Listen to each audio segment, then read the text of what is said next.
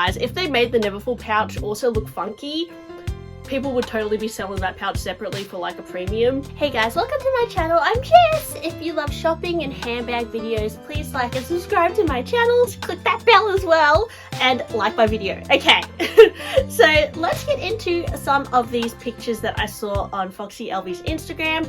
I have a lot of things to talk about, guys. Like, I've had a bit of bag drama recently, but I'll let you guys know that later, so stay tuned for that video.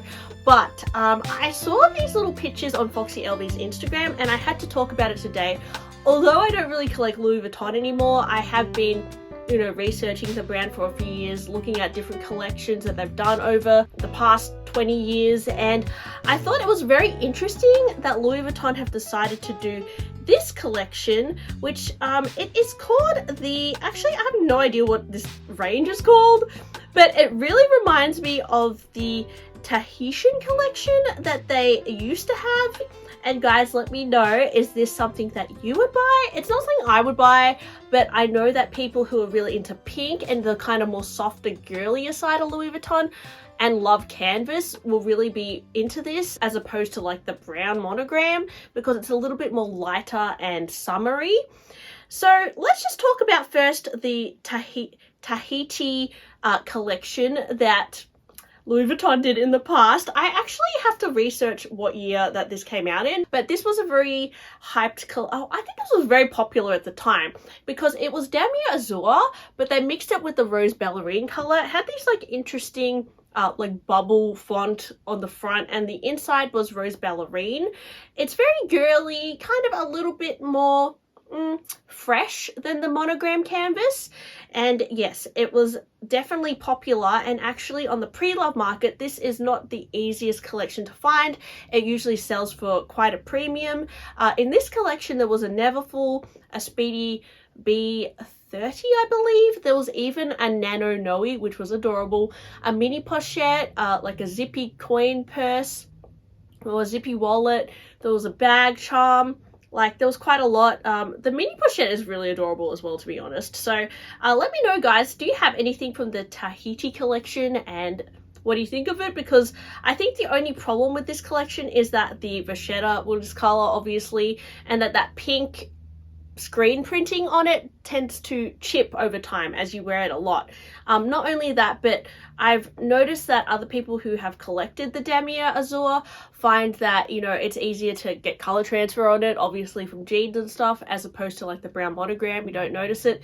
So this kind of finish can be a little bit more high maintenance than the usual like darker canvases Louis Vuitton do, but it is really cute and fresh. So when I saw this new collection, it totally reminded me of this, but this is actually a little bit more elevated, because if you look at it, it still has that gorgeous shade of pink. I don't know if it's exactly rose ballerine. It actually looks to me like a little bit more of a purpley pink, and it has this like gold chains throughout the bag with a rope.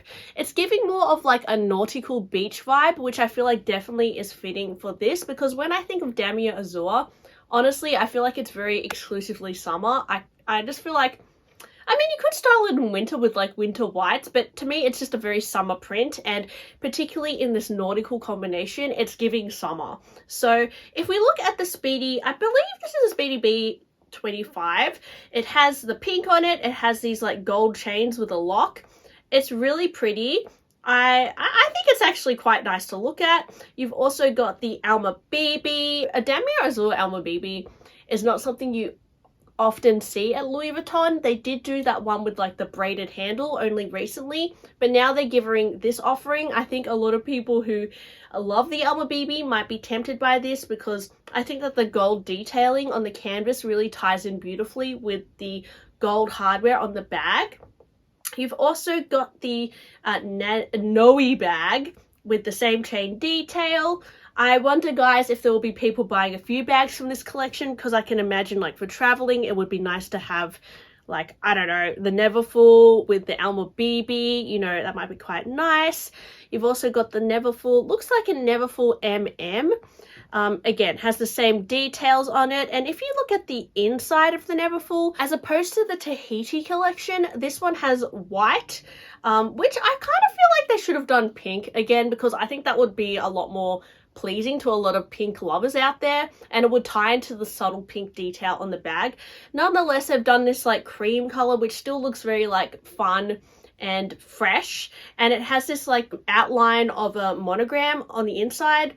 And of course the Neverfull comes with a plain Damier Azur pouch. It doesn't look like the pouch has any special pictures on it or anything, which I think is a shame. They should have done some sort of like gold foiling on this as well with the lock or something. So yeah, it's a shame the Neverfull pouch is a little bit boring, but there's that. Because I'm going to tell you guys, if they made the Neverfull pouch also look funky, people would totally be selling that pouch separately for like a premium, but they decided not to do that. So there you go. Now you also have a few SLGs in this collection, including what looks like a Victorine wallet. You've got like the long zip around wallet, which obviously would go well with the Neverfull. If you want like a small little bag from this collection, they're also offering the Felicie pochette, which to be honest looks very adorable. I love how it's got like the gold little clasp detail and the Louis Vuitton lock on the front. Honestly, it's a very pretty print. I wonder if it will be popular, because I'm going to assume the pricing is going to be quite high. So let's have a look at the prices, guys. So if we look at the Alma BB, the code is N40472. It's going to be 2,100 USD. The Speedy Bandolid 25 N40473 is going to be 2,150 USD. We don't have a price on the Felicie yet. Or the Victorine, which is interesting. Now we do have a price for the Neverfull MM. It's going to be 2,370. The Noi Noi MM is going to be 2,380 US. So yes, and to be honest, when this hits Australia for you Aussie subscribers, this is probably going to be even more for us. Like when you convert it to AUD, it's probably going to be even more, because everything in Australia right now for Louis Vuitton is so expensive. You are so lucky if you live in Europe, because Louis Vuitton is so much cheaper than, it's like $1,000 cheaper than Australia usually. But yes, I just had to talk about this because it totally reminds me of the Tahitienne collection, and I wonder if it will be like a very hot seller, because comparing to like the recent Kusama collection, like with the brown monogram and the colourful dots, I feel like that was very like, people either loved it or hate it, but I think a lot more people will agree that this is very pretty to look at, and it's definitely like a little bit of a throwback vibe, because the Damier Azur at Louis Vuitton is often not something that is focused on, and recently Louis Vuitton have been releasing a lot more like leather pieces, like really turning out a lot more premium bags. So it's nice that they're still offering some canvas options, but I mean, at this price point, do you guys think it's worth it anymore? I mean, that's very arguable. Yeah, so guys, let me know what you think of this collection. I enjoy just watching it, and maybe I'll have a look at it in the store if it's available. It might be a really hard thing to get. I have no idea. Oh, and also, I know every year they've been doing like a summer collection, like we've had the Escale collection, like the By the Pool collection, like very colourful collections. This particular collection is not that. There's going to be another collection in a few months that is more like the colourful summer vibe. So I'll be curious to see what that will be, if it's going to be another like pastel rainbow ombre collection again, or if it's going to be something completely different. But this is actually a separate kind of release that they've done on the side. So yeah, Louis Vuitton are definitely churning out the releases like left, right and center.